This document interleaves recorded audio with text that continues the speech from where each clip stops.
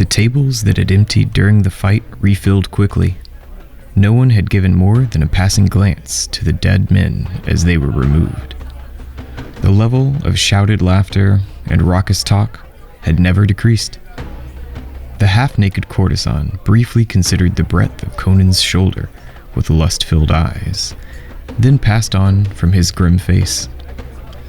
His troubles, Conan decided by the time he had emptied 4 wooden tankards of the sweet wine, would not be settled by the amount he normally stole. Had he been a man of means, the auburn-haired baggage would not have gone. Semiramis would not have thought it so important to ply her trade. But golden goblets lifted from the halls of fat merchants, pearl necklaces spirited away from the very bedsides of sleek noblewomen, brought less than 1/10 of their value from the fences in the desert. And the art of saving was not in him. Gambling and drinking took what remained from wenching. The only way to sufficient gain was one grand theft. But what? And from where? There was the palace, of course. King Tiridates had treasures beyond counting. The king was a drunkard. He had been so since the days when the evil mage Yara was the true power in Zamora. But in justice, he should willingly part with some portion of his wealth for the man who had brought Yara and the Elephant Tower down. If he knew that man's deeds, and if he were of a mind to part with anything to a barbarian thief. But the debt was owed to Conan's mind, and collecting on it, albeit without Tiridates' knowledge or consent, would not be theft at all. Then there was Larsha, the ancient, accursed ruins not far from Shadazar. The origin of those toppled towers and time-eroded walls was shrouded in the depths of time. But everyone agreed there was treasure there. And a curse. A decade before, when Tiridates was still a vigorous king, he had sent a company of the king's own inside those walls in the full light of day. Not one had returned, and the screams of their dying had so panicked the king's retinue and bodyguard that they had abandoned him. Tiridates had been forced to flee with them. If any had tried to penetrate that doom-filled city since, none had ever returned to speak of it. Conan did not fear curses. Had he not already proven himself a bane of mages? As he did not fear to enter the very palace of the king. But which? To remove sufficient wealth from the palace would be as difficult as removing it from the accursed ruins.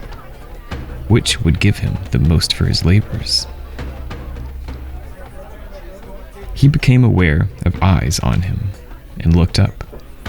A dark, hooked-nosed man wearing a purple headcloth held by a golden fillet stood regarding him. A purple silk robe hung from the watcher's bony shoulders. He leaned on a shoulder-high staff of plain, polished wood, though he bore no other weapon, and was plainly not of the desert. There was no fear of robbery or anything else in his black eyes. "You are Conan the Cimmerian," he said. It was not a question. "It is said you are the best thief in Shadazar." "And who are you," Conan said warily, "to accuse an honest citizen of thievery? I am a bodyguard." The man took a seat across from him without asking. He held his staff with one hand. Conan saw that he regarded it as a weapon. "I am Enka, a merchant dealing in very special merchandise. I have need of the best thief in Shadazar." With a confident smile, Conan sipped his wine. He was on familiar ground now. "And what special merchandise do you wish to acquire?" "First, know the price I will pay. It's 10,000 pieces of gold." Conan set his mug down before he slopped wine over his wrist. With 10,000, by the Lord of the Mound, he would no longer be a thief. but a man with a need to guard against thieves. "What is it you wish stolen?" he said eagerly. A tiny smile touched Ankar's thin lips. "So you are Conan the thief. At least that is settled. Know you that Yildiz of Turan and Tiridates have concluded a treaty to stop the depredations against the trade among their common border?" "I may have heard, but there's no loot in treaties." "Think you so? Then know that gifts were exchanged between kings in token of this pact, which is to last for 5 years. To Tiridates, Yildiz sent 5 dancing girls, bearing a golden casket on a lid, of which are set 5 stones of amethyst, 5 of sapphire, and 5 of topaz. Within the casket are 5 pendants, each containing a stone like that of which no man has ever seen." Conan was tiring of the strange man's supercilious air. Ankar took him for a rude, untutored barbarian, and perhaps he was, but he was not a fool. "You wish me to steal the pendants, not the casket," he said, and was pleased to see Ankar's eyes widen. The self-named merchant took his staff with both hands. "Why do you say that, Cimmerian?" His voice was low and dark. "The casket you described could be duplicated for far less than what you offer. That leaves the pendants." He measured the other's age and added with a laugh, "Unless it's the dancing girls you want." Ankar did not join in, continuing to watch Conan with hooded eyes. "You are not stupid." He stopped abruptly. Conan angrily shut off his laughter. Not stupid for a barbarian. He would show this man a thing or 3 of barbarians. "Where are these pendants?" he growled. "And if they're in the treasure room, I will need time for planning and—" Tiridates basks in the reflected glory of a more powerful monarch.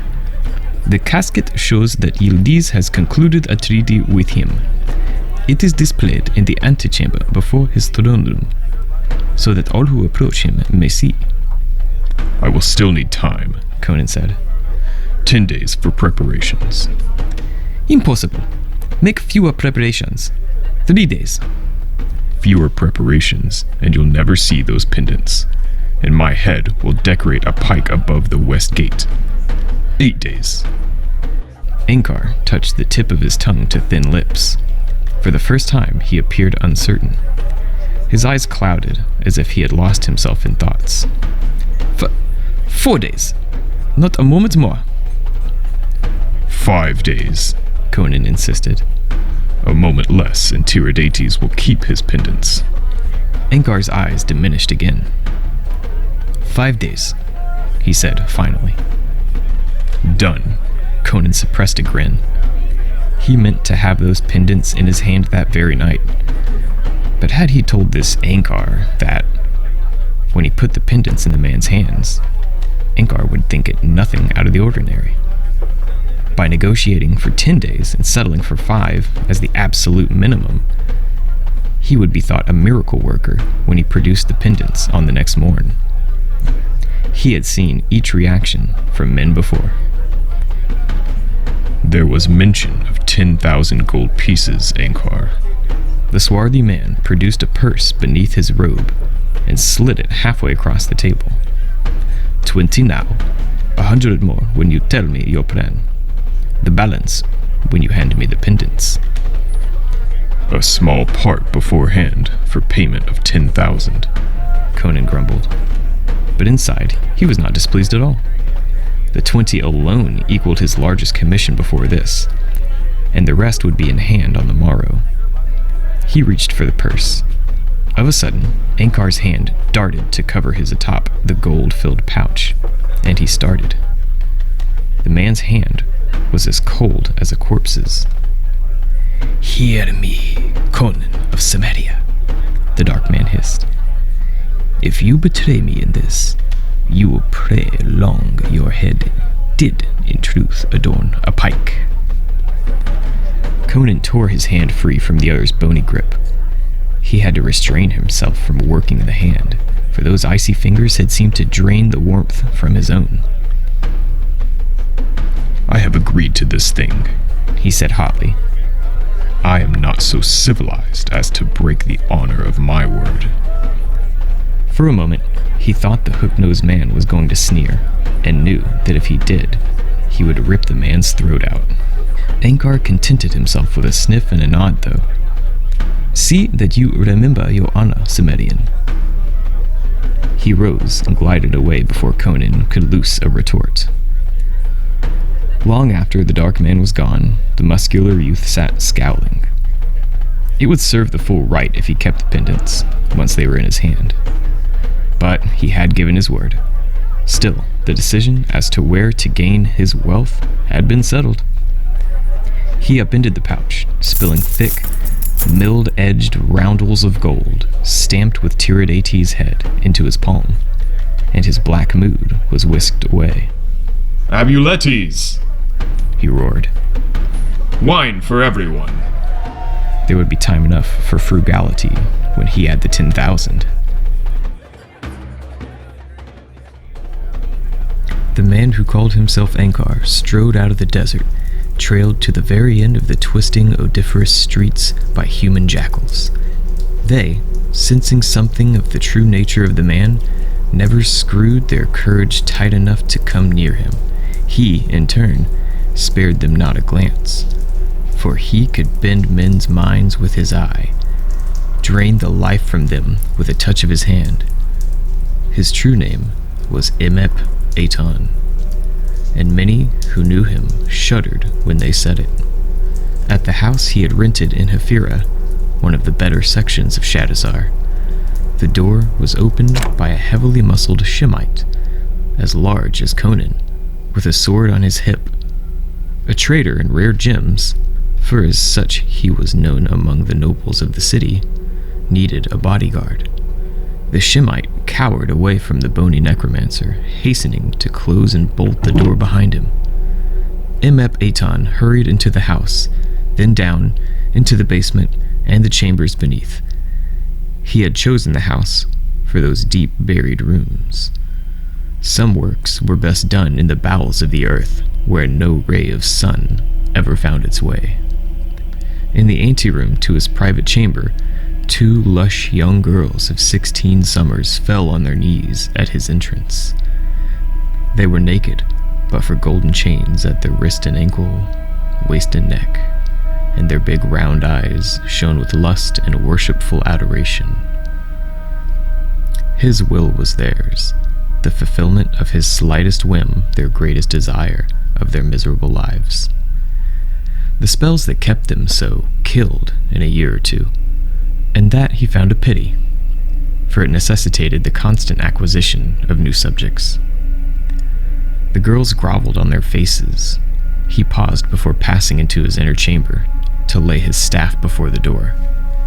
Instantly, the wooden rod transmuted into a hooded viper that coiled and retched with cold, semi-intelligent eyes.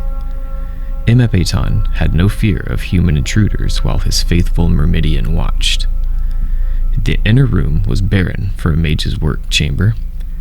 No piles of human bones to stoke unholy fires, no desiccated husks of mummies to be ground into noxious powders, but what little there was permeated the chamber with bone-chilling horror. At either end of a long table, thin, greasy plumes of smoke arose from 2 black candles, the tallow rendered from the body of a virgin strangled with her mother's hair and made woman after death by her father. Between them lay a book bound in human skin, a grimoire filled with secrets darker than any outside of Stygia itself, and a glass fluid-filled simulation of a human womb, within which floated the misshapen form of one unborn. Before the table, Imep Aton made arcane gestures, muttered incantations known to but a handful human. The homunculus twitched within the pellucid womb. Agony twisted its deformed face as the pitiful jaws creaked painfully open. Who calls? Despite the gurgling distortion of that hollow cry, there was an imperiousness to it that told Emepeton, who spoke across the countless miles from ancient Kimi in Stygia through another such monstrosity. Thoth Amon, Master Mage of the Black Ring. It is I, Emepeton. All is in readiness. Soon Aminar will be cast into the outer dark. Then Aminar still lives, and the one whose name may not be spoken yet profanes the honor of Set. Remember your part, and your blame, and your fate, should you fail. Sweat dampened Emepeton's forehead. It had been he who brought Aminar into the Black Ring. He remembered once seeing a renegade priest given to Set in a dark chamber far beneath Kimi, and swallowed bile. I will not fail, he muttered, then forced strength into his words so that the homunculus could hear and transmit. I will not fail. That which I came to secure will be in my hands in 5 days. Aminar and the one whose name may not be spoken will be delivered into the power of Set. That you are given this chance of redemption is not of my will. If you fail, There will be no failure. An ignorant barbarian thief who knows no more of reality than a gold coin will. The horrible, hollow voice from the twisted shape in the glass vessel cut him off. I care not for your methods. Set cares not. Succeed or pay. The grotesque mouth snapped shut, and the homunculus curled tighter into a fetal ball. The communication was ended. Emepeton scrubbed damp palms down the front of his purple robe. Some measure of what had been sucked out of him these minutes past he could regain at the expense of the two girls awaiting his desires. But they knew their place in the scheme of things, if not the brevity of that place. There was little to be gained from such. Not so the thief. The Cimmerian thought himself Emepeton's equal, if not, for some strange barbarian perspective, his superior. The mere fact that he was alive would remind the mage of this time when he stank with fear sweat. Once the pendants were safely in hand, this Conan would find not gold, but death as his payment.